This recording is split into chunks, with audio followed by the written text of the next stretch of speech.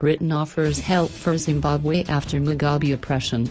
British Prime Minister Theresa May said Robert Mugabe's resignation on Tuesday gave Zimbabwe an opportunity to forge a new path free of the oppression that characterized his rule, and declared Britain stood ready to help.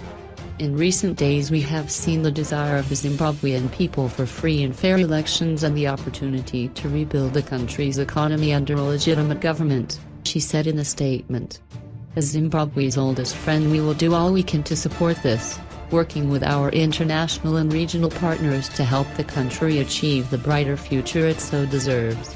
Mugabe, who had led Zimbabwe since independence from Britain in 1980, resigned as president on Tuesday as Parliament began impeachment proceedings after a military takeover. Welcoming his decision, British Foreign Secretary Boris Johnson added to May's call for free and fair elections.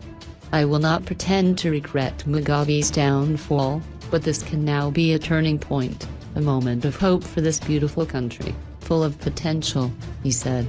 "The immediate priority is to ensure that Zimbabwe has a legitimate government, appointed through free and fair elections in accordance with the constitution." Johnson pledged that Britain stood ready to support Zimbabwe in this goal. Last week, he also expressed hope for change in the country, but warned that nobody wants simply to see the transition from one unelected tyrant to the next.